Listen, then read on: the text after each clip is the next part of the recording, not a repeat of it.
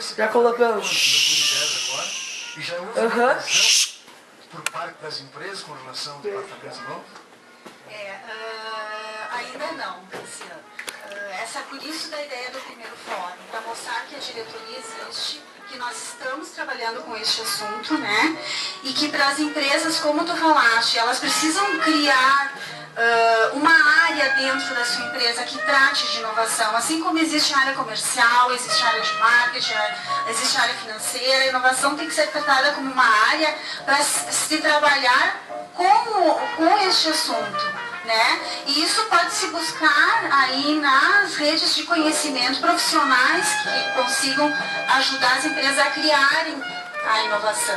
Que vender inteligência não é fácil, né? A concepção disso. E uma outra coisa que a gente vai querer apontar bastante daqui para frente é que se conseguirem criar projetos para fazer a inovação, para lançar a inovação, também é um meio mais produtivo, né? Porque o projeto está aí para fazer com que a coisa seja mais rapidamente lançada. Estivemos aqui com a Jaqueline Giovanardi e para nós foi uma honra receber no programa de administração. Esperamos em outro momento tê-lo novamente. Conosco o diretor do Núcleo de Inovação da Universidade de Caxias do Sul, Dr. Marcelo Nickli, que ministrou a palestra A Inovação no Brasil. Seja bem-vindo à administração, doutor Marcelo. Gostaríamos que o senhor comentasse sobre a sua palestra que aconteceu hoje. Muito bem, foi uma apresentação onde eu procurei trabalhar o que é inovação, conceituar a plateia o que é inovação, situar o que é inovação no Brasil hoje, qual é a situação do Brasil hoje em termos de inovação, em termos de competitividade global, a posição do Brasil nesse contexto global sobre inovação. Falei do desafio da inovação no Brasil, o que nós temos a melhorar, o que nós temos ainda oportunidade de modificar e necessidade de modificar até, para se tornarmos competitivos a nível global.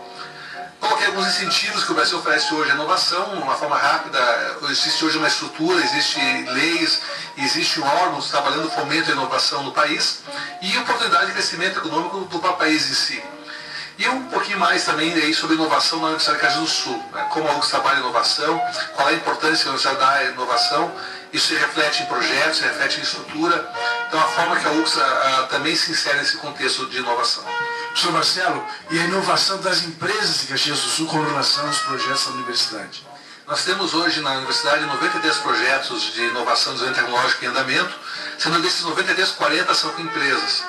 É um número um pouco a menos da metade que reflete o que é no Brasil isso, né? Hoje no Brasil 43% dos projetos estão com o setor privado e os 57% estão com o setor público, que são que investem em tecnologia, que fomentam tecnologia e inovação. A UFSC reflete isso.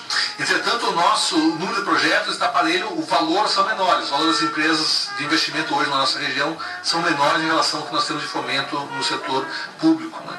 Nós acreditamos que no futuro os projetos com empresas também assumam valores, em termos de investimento reais, diretos, um valor mais significativo.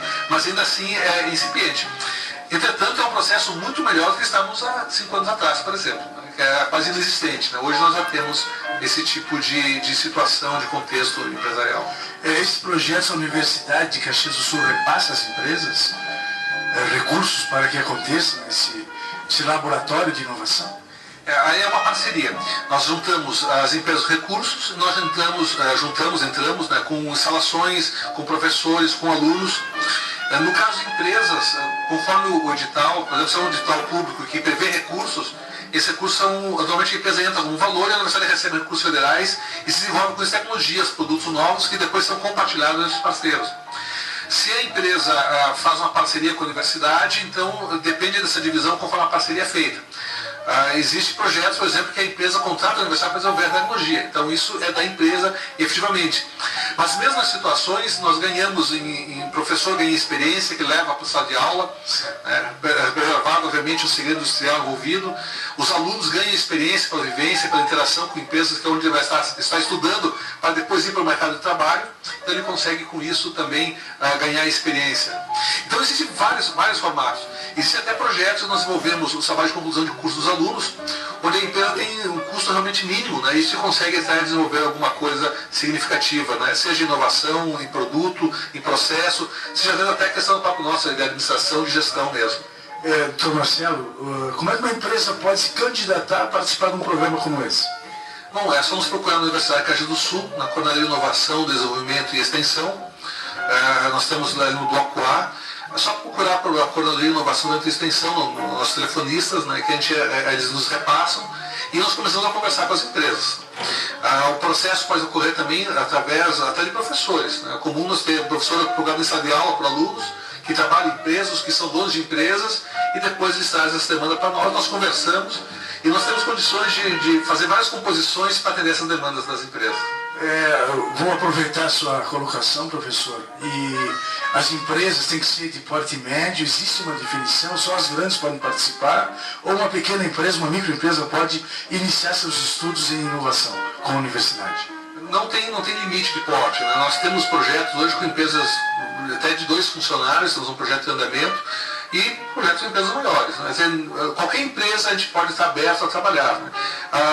Se é uma questão de consultoria em termos de gestão, por exemplo, temos programas dessa área, como que nós temos com o Sebrae Negócios, que dá esse auxílio. Nós temos programas depois como Rede de Cooperação, que forma uma associação e fomenta a competitividade, associando empresas para se tornarem mais competitivas no mercado. E nós temos projetos tecnológicos, nós desenvolvemos então tecnologia realmente com as empresas. Mas aí nós estamos abertos a qualquer parceria. Perfeito. Eu consigo acessar pelo site da URGS, o Escritório de Tecnologia? Nós temos no site da universidade, na parte de extensão, onde temos ali então propriedade intelectual e a escritório de agência de projetos. Nós estamos reformulando isso, a universidade está mudando essa estrutura, nós vamos ter um outro acesso adiante, mas já é disponível isso na universidade. Perfeito. Ficamos por aqui. Obrigado, doutor Marcelo, por participar do programa de administração. Voltamos depois do intervalo, não saia daí.